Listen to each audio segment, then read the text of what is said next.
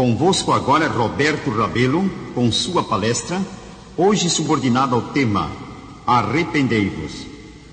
No final de uma reunião evangelística, zeloso doutrinador cristão esforçava-se por levar um homem ao Salvador Jesus Cristo.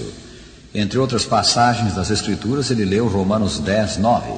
Se com a tua boca confessares a Jesus como Senhor e em teu coração creres que Deus o ressuscitou dentre os mortos, serás salvo.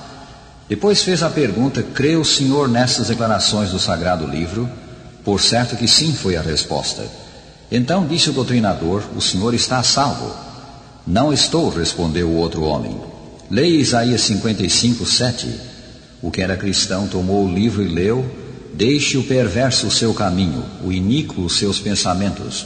Converta-se ao Senhor, que se compadecerá dele, e volte-se para o nosso Deus, porque é rico em perdoar.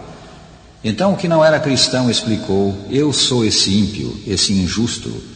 Tenho de abandonar meus pecados, meus maus pensamentos. Devo deixar o meu próprio caminho e pôr os meus pés no de Deus. Lá no fundo do meu coração há um pecado acariciado. Eu amo esse pecado e não estou disposto a abandoná-lo. A razão me diz que não posso ser salvo enquanto não deixar este pecado. Que sermão sobre o arrependimento! É evidente que devemos nos arrepender ou não alcançaremos salvação. Por isso é que Jesus, ao começar seu ministério, pregava: arrependei-vos, porque está próximo o reino dos céus. São Mateus 4, 17. Por isso é que São Pedro, no Pentecoste, disse à multidão que o ouvia: arrependei-vos.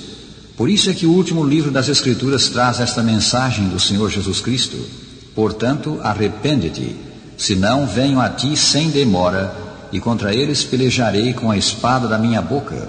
Apocalipse 2,16. Essa mensagem do Senhor era uma advertência aos cristãos que condescendiam com o mundo. Leia os versículos precedentes e vereis que Deus se refere a um antigo profeta de nome Balaão. A história desse profeta é narrada em Números 22 a 25. Aparentemente Balaão era um bom homem, mas era típico do cristão condescendente, comodista.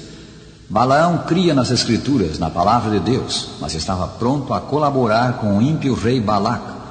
Ao lhe ser oferecida considerável soma de dinheiro para amaldiçoar o povo de Deus, ele procurou fazer o melhor que podia, mas Deus converteu a maldição em bênção. Balaão estava pronto a transigir por dinheiro e posição elevada.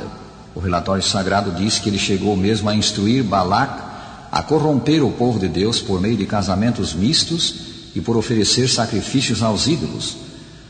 Um dos maiores pecados de todos os tempos tem sido a condescendência do cristão com práticas mundanas, a união da igreja com o mundo.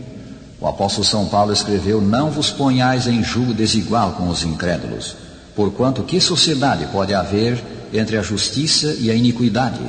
Ou que comunhão da luz com as trevas? Que harmonia entre Cristo e o maligno? Ou que união do crente com o incrédulo? Que ligação há entre o santuário de Deus e os ídolos? Porque nós somos santuário do Deus vivente, como ele próprio disse: habitarei e andarei entre eles. Serei o seu Deus e eles serão o meu povo. Por isso retirai-vos do meio deles, separai-vos, diz o Senhor. Não toqueis em coisas impuras, e eu vos receberei, serei vosso Pai, e vós sereis para mim filhos e filhas, diz o Senhor Todo-Poderoso. 2 Coríntios 6, 15 a 18. Quando esse mesmo Balaão agiu contrariamente à expressa vontade do céu e amaldiçoou o povo de Deus para receber grande paga em dinheiro, um anjo do Senhor o encontrou com espada desembainhada e o advertiu de castigo iminente. Mais tarde, tendo ele persistido em sua apostasia e instruído o pagão Balac sobre como desviar Israel da adoração do verdadeiro Deus, sim, tendo logrado êxito em provocar apostasia e destruição entre o povo, ele próprio, o profeta apóstata, foi morto à espada. Na sua mensagem de advertência, Jesus diz: portanto, arrepende-te, senão venho a ti sem demora, e contra eles pelejarei com a espada da minha boca. Isso deve ser uma alusão ao incidente do anjo do Senhor enfrentando Balaão com a espada desembainhada, quando o profeta estava a caminho do lugar em que devia amaldiçoar Israel. A espada desembainhada era uma profecia da espada pela qual mais tarde cairiam o profeta apóstata e os membros da comunidade de Israel que se deixaram seduzir. De acordo com o nosso texto, Apocalipse 2,16, os balaamitas espirituais devem ser destruídos com a espada espiritual do Senhor. Que constitui essa espada? Nada mais, nada menos que a palavra de Deus, a espada da sua boca. O profeta Isaías diz: mas julgará com justiça os pobres e decidirá com equidade a favor dos mansos da terra.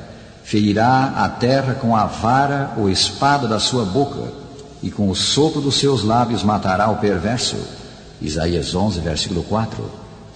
Não será tempo de nos arrependermos do frio e mundano espírito de condescendência que domina a tantos de nós. Como podem os homens continuar esperando a bênção de Deus enquanto se apegam ao mundo com uma das mãos? Como podem os homens falar por Deus, viver para o diabo e ainda assim esperar a entrada no céu? Pensai em Balaão, o profeta da transigência, que profetizava por Deus e pelo povo de Deus, mas que não estava disposto a tomar definida posição pelo homem que o assalariou, nem pelo Deus que o advertiu. Balaão tentou combinar os caminhos dos pagãos com os caminhos do Senhor. Ele era um equilibrista, queria o melhor de ambos, do bem e do mal. Balaão simboliza os chamados liberais, sim, os muito liberais. Filosoficamente falando, ele era um sincretista. Esforçava-se por misturar várias coisas e fazer que a mistura parecesse boa. Tal coisa, porém, seria o fim da fé de Israel e seria o fim do cristianismo hoje. Multidões hoje necessitam ouvir o apelo de Josué, que disse ao povo do seu tempo: escolhei hoje a quem sirvais. Eu e a minha casa serviremos ao Senhor. Josué 24, versículo 15. Foi a condescendência com o Estado e com as práticas pagãs que levou a igreja à grande apostasia da Idade Escura. Foi a condescendência que trouxe o eclesiasticismo para dentro da igreja e destruiu a vida da fé. Um cristianismo apostatado e o antigo Estado romano estavam ligados em adúltera união. Dizendo-se cristãos, os imperadores compeliam as massas pela força a aceitar doutrinas religiosas. A perseguição foi o resultado. O cristianismo foi acomodado a pagânicos ritos e cerimônias. Façamos este assunto muito pessoal. Estás pronto, rádio ouvinte, a ser separado para Deus, para Cristo? Estás pronto a ser um filho de Deus? Isso nem sempre é fácil do ponto de vista humano. Ser cristão significa alguma coisa. Significa mudança de vida. Significa abandono de práticas pecaminosas. Significa ser diferente. Mas aqui estão as palavras de Cristo, a sua advertência: arrepende-te, senão venho a ti sem demora. Arrependimento, disse uma pessoa muito simples, mas sincera, arrependimento é sentir-se alguém tão triste pelo pecado que pare de pecar. Em toda a complicada linguagem dos teólogos não há melhor definição do arrependimento. O arrependimento é parte da conversão. Conversão é mudança, é passar para o lado de Deus.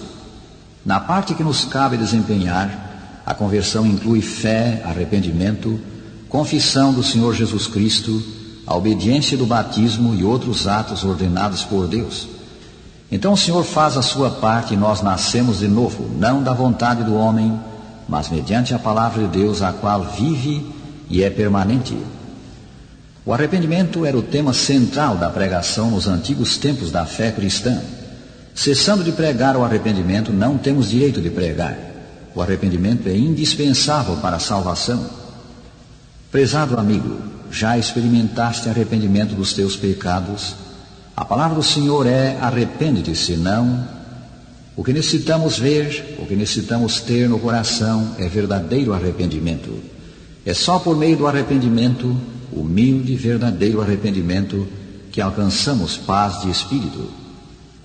Certo marinheiro sonhou que havia chegado o dia do juízo.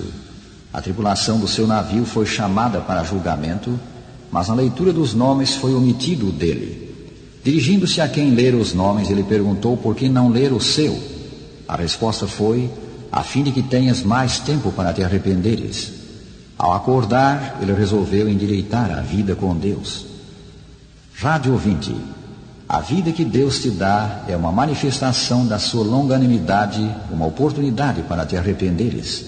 Volve costas ao pecado, consagra-te ao Salvador Jesus Cristo. Faz isto agora e cumprir-se-á para contigo a promessa: vinde, pois, e arrazoemos, diz o Senhor. Ainda que os vossos pecados sejam como a escarlate, eles se tornarão brancos como a neve. Ainda que sejam vermelhos como o carmesim, se tornarão como a lã.